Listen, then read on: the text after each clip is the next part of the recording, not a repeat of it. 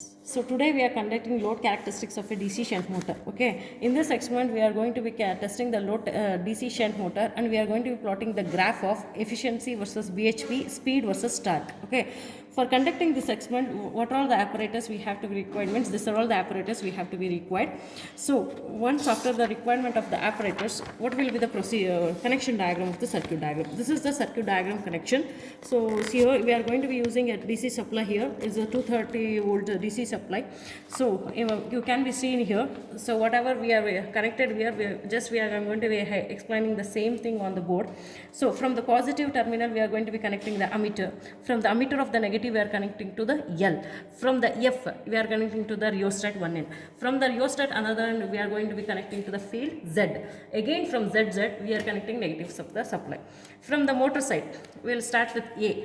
From A to the motor of the A. Again AA, the terminal of the armature, the another terminal of the motor armature will be connected to the negative of the supply. See, the whole loop will going to be closed. This is the motor connection part. When we come to the generator side, so from the generator of the armature we are going to be connecting to the rheostat. From the rheostat another end we are going to be connecting to the field. Again from the field we are going to be connected to the armature of the generator. Again from the field of the generator we are going to be connected to the load terminal of the negative supply. And again from the positive we are going to be connecting to the generator of the armature A. So from the load terminal positive will be connected to the A. From the load negative terminal will be connected to the negative of the field of the ZZ. So from the load output we are going to be connecting positive terminal to the ammeter of the positive. Load terminal negative will be directly connected to the load of the negative terminal. And again ammeter of the positive will be directly connected to the load of the positive.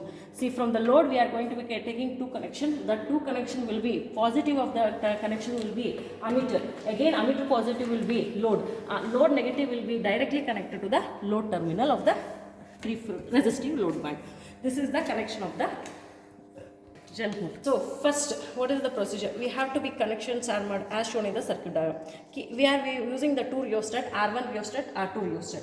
So first we have to be close the switch, supply switch. After closing the supply switch, we should be start the motor. By using rheostat R1, we have to be bring the rated speed of the motor. By using rheostat R2, we have to be build the generator voltage, that is 220 volts. After building, we have to be take down the no load reading. After no load reading, we have to be close the load switch. After closing the load switch, we should apply load one by one, and we have to be note down all the meter readings. This is the procedure. Okay, let's start.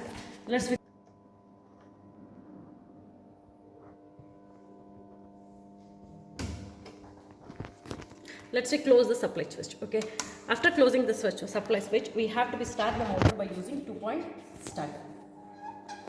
Slowly we have to start the motor until once it has to be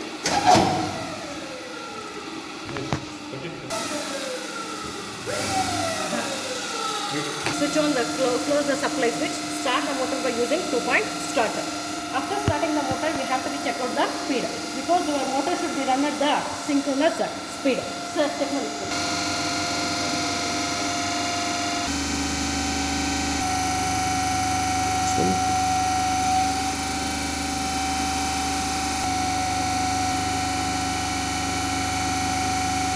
Motor will be running at the right RPM. Okay. So now we have to be bring the by using rheostat R2, the voltage should be generated at the generator, that is 220 volts. So by slowly cutting out the rheostat R2, bring the voltmeter of the generator to the rated voltage, that is 220 volts.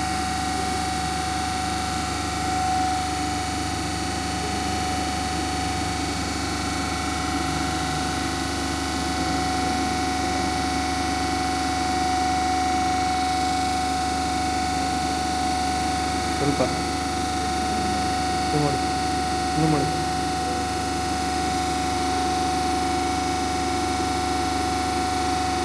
220 volts. So now already see, this is VM, this is IM, because this is connected towards the motor side, that is VM, IM. That whatever the voltmeter connected at the generator, that is VL and IL. Note down the readings of all VM, IM, VL, IL. After note down the readings of all the meters, we have to be close the load switch. After note down the VM, IM, VL, IL at no load reading. See, this is VM, IM, VL and IL. After this one, we have to be close the load switch. So after closing the load switch, gradually apply the load one by one and take down the reading. Just now I am going to be applying the first load. Okay, we can apply the load until the rated current of should not exceed, until we can be apply the load. After applying all the loads, we have to be note down the rated speed. So okay, if it doesn't matches the synchronous speed, by using rheostat R1, you have to be adjusted. So slowly apply gradually apply one by one load until rated current of the motor should not be exceed. If rated current of the motor exceeds, windings will going to be wound out. So take down, apply the each load, take down VM, IM, VL, IL, VM, IM, VL, IL. So you can continue the tabular column till to 4 to 5 readings. So we are going to be complete the load characteristics of DC shunt motor. So we are going to be back to stop the motor. So first remove the loads. Whichever the loads you are going to be switched on, you remove the loads. Open the load switch supply.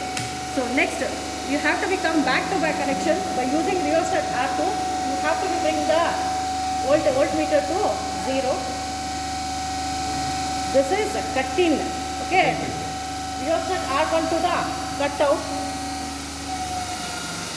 Then you open the supply switch. Don't touch the starter because it will going to be actuates on its own. So this will going to be completes the DC characteristics of DC shunt motor.